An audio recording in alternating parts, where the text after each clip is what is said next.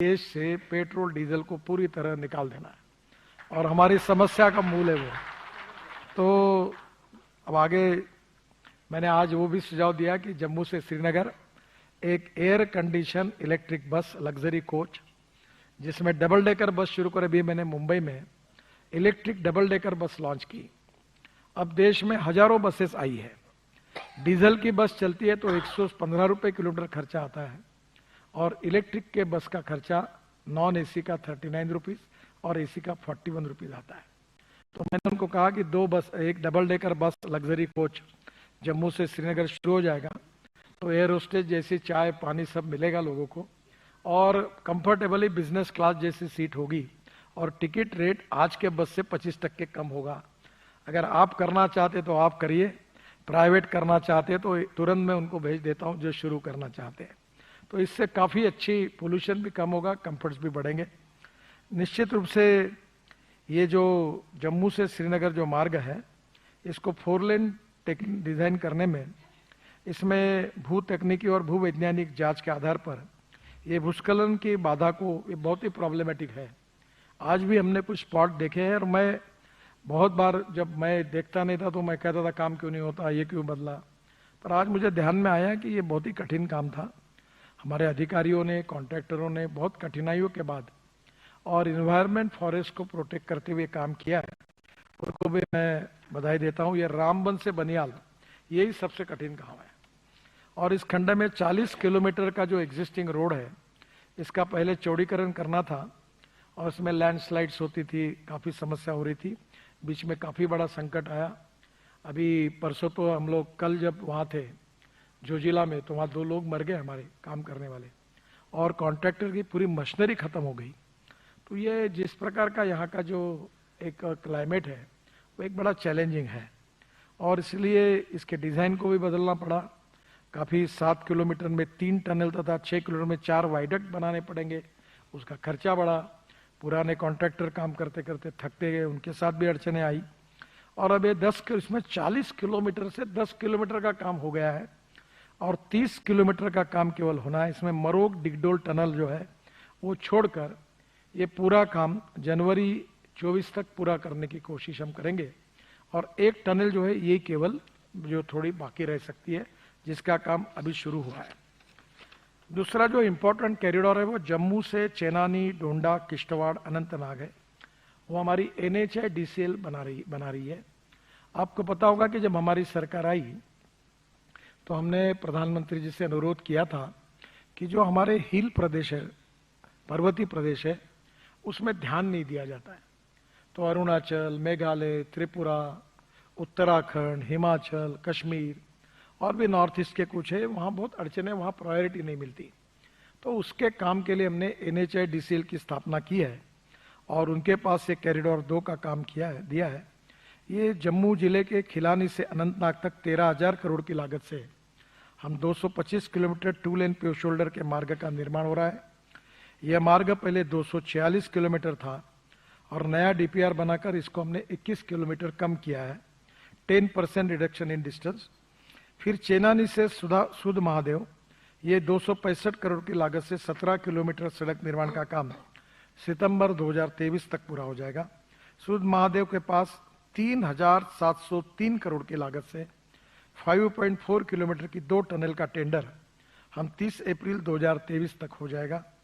गोहा से खिलानी तक 228 करोड़ की लागत से 9 किलोमीटर सड़क का निर्माण कार्य जून 2023 में पूरा हो जाएगा। जो खिलानी बाईपास से आगे 750 करोड़ की लागत से हम 1.5 किलोमीटर की टनल के निर्माण का काम मई 2023 में पूरा हो जाएगा।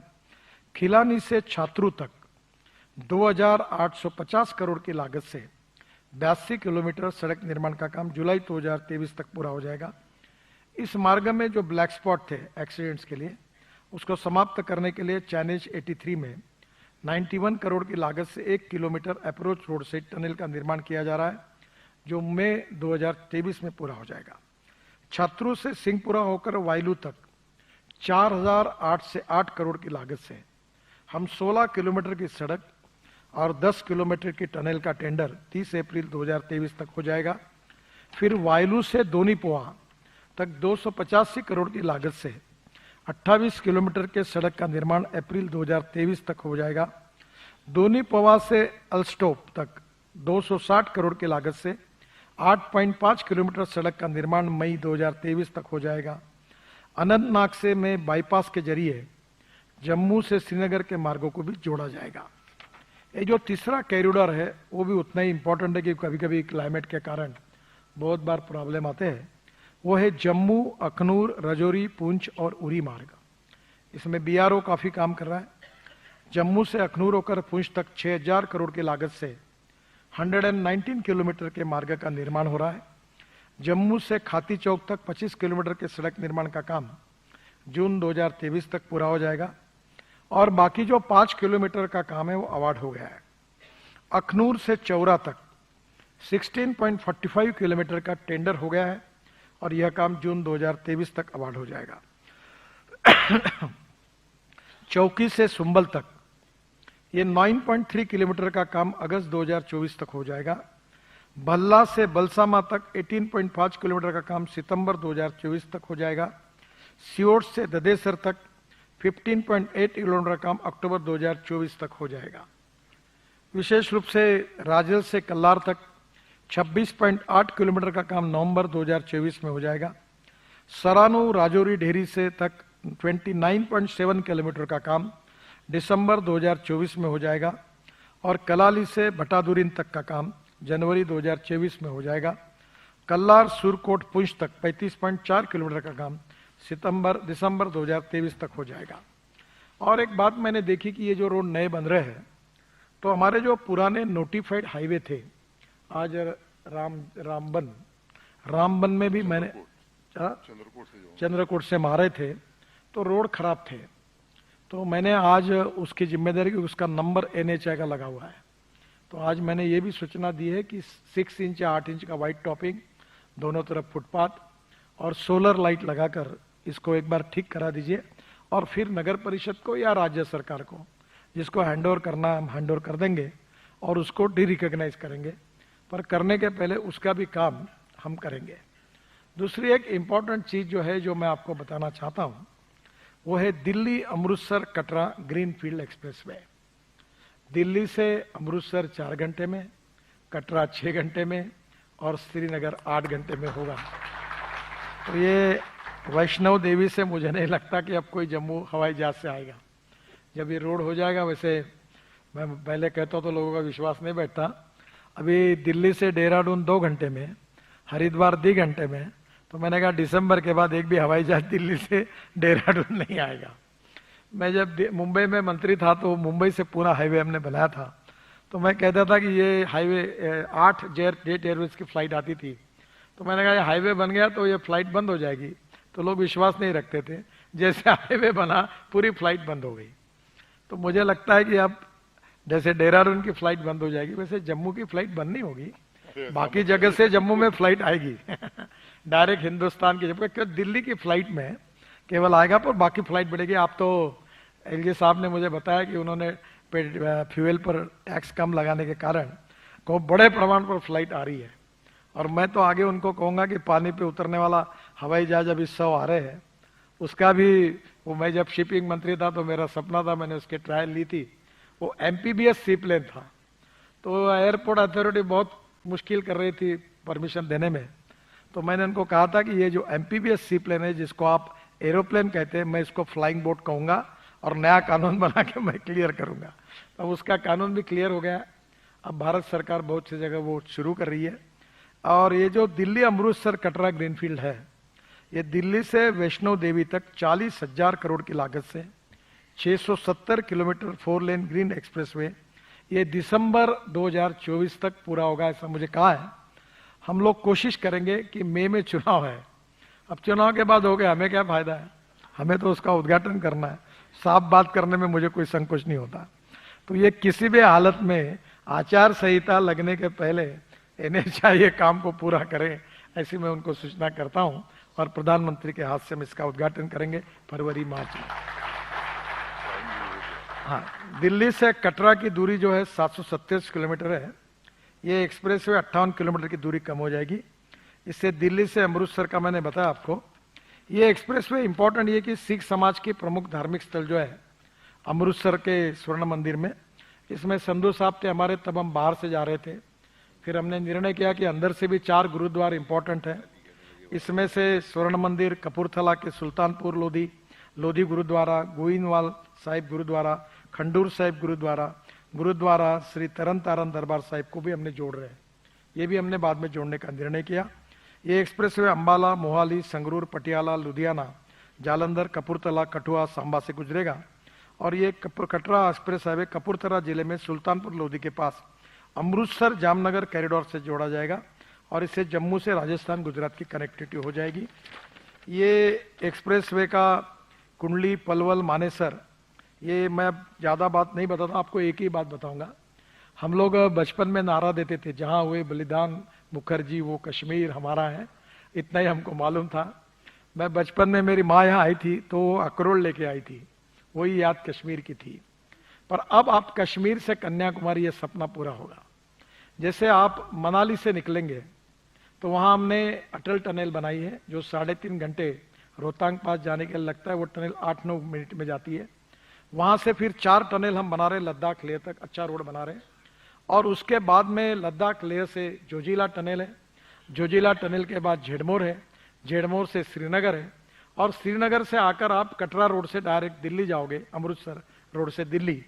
और दिल्ली मुंबई हाईवे से दिल्ली मुंबई 12 घंटे में हमारा हाईवे इनॉग्रेट हुआ है, कुछ पार्ट उसका ओपन हो रहा है, दिसंबर तक काफी हो जाएगा। और ये हाईवे जाता है मुंबई। आपको उसको हमने सूरत को वहां रोकेंगे, और सूरत से नासिक, नासिक से अहमदनगर, अहमदनगर से सोलापुर, सोलापुर से कर्नूल। उसमें 3 पैकेज का भूमि पूजन प्रधानमंत्री ने काम भी शुरू कर दिया है। और कर्नूल से कन्याकुमारी, चेन्नई, हैदराबाद, त्रिवेंद्रम, बेंगलोर पूरे साउथ को कनेक्टिविटी होगी। तो अब इसके बाद उत्तर भारत के लोगों को मुंबई जाने की जरूरत नहीं, कोल्हापुर और सोलापुर जाने की जरूरत नहीं। इससे चेन्नई से दिल्ली का डिस्टेंस 312 किलोमीटर कम होगा। तो सही में ये कश्मीर से कन्याकुमारी, ये ग्रीन एक्सप्रेस हाईवे जो है, ये सही में सपना पूरा होगा, इस बात की मुझे खुशी है। हम लोग करीब 35,000 करोड़ के 27 टनल तैयार कर रहे हैं। समय की कमी है, हमको जाना है, तो मैं उसको वेबसाइट पे डाल दूंगा। वैसे कल मैंने श्रीनगर में ये बातें बताई थी।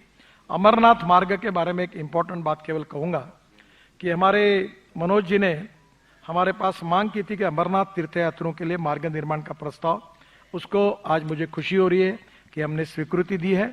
और 5,300 करोड़ की लागत से 110 किलोमीटर 4 लेन 2 लेन पेव शोल्डर के मार्ग निर्माण की मैं आज घोषणा करता हूं।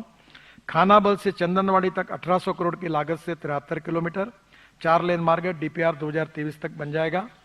फिर चंदनवाड़ी से पंचतरणी होकर बालटाल तक 3,500 करोड़ की लागत से 37 किलोमीटर 2 लेन पेव डीपीआर अक्टूबर 2023 तक बन जाएगा। और इस मार्ग से शेषनाग पंचतरणी के बीच 10.8 किलोमीटर के टनल हम बना रहे हैं, जिसके यात्रियों को विशेष रूप से जो हमारे यहाँ काफी संकट आती है वो नहीं रहेंगे। पंचतरणी से अमरनाथ जी पवित्र गुफा तक 5 किलोमीटर 5.5 मीटर चौड़ा पक्का पैदल पथ बनाया जाएगा, जिसमें मार्ग के दोनों तरफ सुरक्षा के लिए बैरिकेड बनाए जाएंगे। अमरनाथ पवित्र गुफा की यात्रा का समय में उससे कमी आएगी। अमरनाथ की पवित्र गुफा की यात्रा 3 दिन का समय लगता है। इस मार्ग के निर्माण से श्रद्धालुओं के वाहन से श्रीनगर से अमरनाथ गुफा की यात्रा केवल 7 से 8 घंटे में होगी। अभी इस यात्रा की स्थिति में श्रीनगर से पहलगांव 90 किलोमीटर 2 घंटे, अभी की स्थिति बहुत ही कठिन है, इसका मैंने ऑलरेडी उल्लेख किया है। एक कटरा का जो यह इंटरनेशनल मॉडल है, उसमें बस स्टेशन है, कन्वेंशन सेंटर्स है, बस पोर्ट में सोलर पावर है, वेस्ट मैनेजमेंट सिस्टम है, यूज वाटर रिसाइकलिंग है, रेन वाटर हार्वेस्टिंग है, वहाँ हेलीपैड्स बनाए गए हैं, निजी और सरकारी बसों के लिए पार्किंग है, इलेक्ट्रिक बसों के लिए चार्जिंग पॉइंट है, यात्रियों के लिए एयर कंडीशनर वेटिंग रूम है, कार स्कूटर पार्किंग है, शुद्ध पेयजल शौचालय है, electric real time sign board है, सामान लॉकर है, वाईफाई है, मोबाइल चार्जर है। अब इंटरनेशनल स्टैंडर्ड की जितनी जितनी सुविधाएं होती है सब इसमें है, और मुझे बहुत खुशी है कि ये स्टेट ऑफ आर्ट प्रोजेक्ट ये होगा, और निश्चित रूप से प्रधानमंत्री के हाथ से इसका हम भूमि पूजन करेंगे। बहुत बहुत धन्यवाद। 1-2 सवाल आप पूछ लीजिए, हमें जल्दी निकलना है। हाँ, शॉर्ट में पूछिए। नमस्कार नितिन जी, मेरा नाम सुनील भट्ट है, मैं इंडिया टुडे ग्रुप से हूँ। नितिन जी, अगर हम देखें तो जो आप कार्य कर रहे हैं, जो रोडों का जाल पूरे देश में बिछा रहे हैं, इसकी प्रशंसा सभी लोग कर रहे हैं, यहाँ तक कि विपक्षी दलों के नेता भी आपकी काफी प्रशंसा करते हैं। लेकिन नितिन जी, इसमें एक अहम विषय है कि सड़क दुर्घटनाएं जो हैं उसको लेकर क्या कदम उठाए जा रहे हैं, क्योंकि आने वाले समय में जैसे जैसे नई सड़कें बनेंगी ये एक बहुत बड़ी चुनौती होने वाली है। और दूसरा प्रश्न मेरा आपसे एक व्यक्तिगत प्रश्न है कि गडकरी जी, जैसे मैंने कहा कि आप बहुत अच्छा कार्य कर रहे हैं, आपकी प्रशंसा सभी तरफ से हो रही है, लेकिन कभी कभार आप ऐसे बयान दे देते हैं कि आप कह रहे हैं कि राजनीति से मन भर गया है, तो उसका कयास अलग अलग तरीके से निकल रहे हैं। क्या नितिन गडकरी राजनीति से संन्यास लेंगे? नहीं, मैं संन्यास वगैरह कोई लेता नहीं। प्रॉब्लम क्या है कि राजनीतिक नेता केवल सत्ता कारण करते हैं। मैं किसानों में कम से कम प्रोजेक्ट चलाता हूं, बहुत से 2,500 करोड़ टर्नओवर है और 20,000 लोगों को रोजगार मिला है। मैं ऑर्गेनिक फार्मिंग, बायोफ्यूल्स, ये हैंडलूम, हैंडीक्राफ्ट, इसमें रुचि में काम करता हूं। तो मैंने कहा कि ये काम में ज्यादा समय देने की मेरी इच्छा है। दुर्भाग्यवश कोई तो भी एक पत्रकार, आप जरा याद रखना मेरी बात को, एक गलत न्यूज देता है अपने वेबसाइट पर, 4 घंटे के बाद निकाल लेता है और देश भर की मीडिया रात भर कार्यक्रम, गडकरी ने क्या कहा, उसने क्या कहा, आप चलाते हो। This is a question related to the credibility of the media. मैंने ऐसा कहा नहीं था। दूसरी बात, रोड सेफ्टी का बहुत इंपॉर्टेंट इशू है और मैं ये स्वीकार करता हूं कि इसमें हमको और काम करना है। रोड इंजीनियरिंग, ऑटोमोबाइल इंजीनियरिंग में काम किया हमने, इन्फोर्समेंट में नया एक्ट लाया, ब्लैक स्पॉट को इम्प्रूव किया। पर मैं 8 साल के बाद ये समझ में आया मेरे कि ये रिलेशन है ह्यूमन बिहेवियर के साथ। रेड सिग्नल लगा तो रुकना चाहिए, मोबाइल कान में लगाकर स्कूटर कार नहीं चलानी चाहिए, लेन डिसिप्लिन का पालन करना चाहिए। तो हम मीडिया भी सहयोग कर रही, लोग भी कर रहे, पर ये बात है जो दुख के साथ कहता हूं कि अभी भी इसमें हम समाधानकारक काम नहीं कर पाए। हर साल 5 लाख एक्सीडेंट होते हैं, 1.5 लाख मौतें होती है, 3% जीडीपी उसमें जाता है देश का, और we are highest in the world. हम कोशिश कर रहे, आप सबके सहयोग से जरूर करेंगे।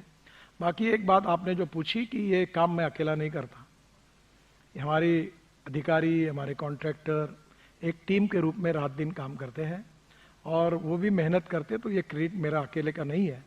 कभी कभी मिनिस्टर होने के नाते मुझे और डॉक्टर साहब को क्रेडिट मिलता है, but that credit goes to all team work और contractor, labours, engineers, authority engineers, independent engineers, राज्य सरकार का सहयोग, रेवेन्यू के अधिकारी, इन्वायरमेंट फॉरेस्ट के अधिकारी, क्योंकि हिंदुस्तान में कोई काम करो नहीं कहता, जो आता बोलता काम बंद करो पहले।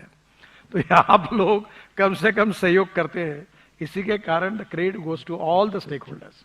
Thank you. चले सर, हाँ, के अभाव के कारण अब ज्यादा सवाल नहीं दे सकेंगे, फिर कभी आएंगे तो आपसे जरूर करेंगे। एक जितेंद्र सिंह कुछ बोल रहे, एक बात मैं बताने के लिए भूल गया, एक मिनट। ये कटरा से लेकर ये सब काम जो हुआ है, इसमें मैं बहुत धन्यवाद दूंगा जितेंद्र सिंह जी को कि हर काम के बारे में मेरे पीछे लगातार वो पीछे, तो उनको भी मैं धन्यवाद देता हूं कि उनके बहुत से सपने पूरे हो रहे हैं। मेरे तरफ से उनको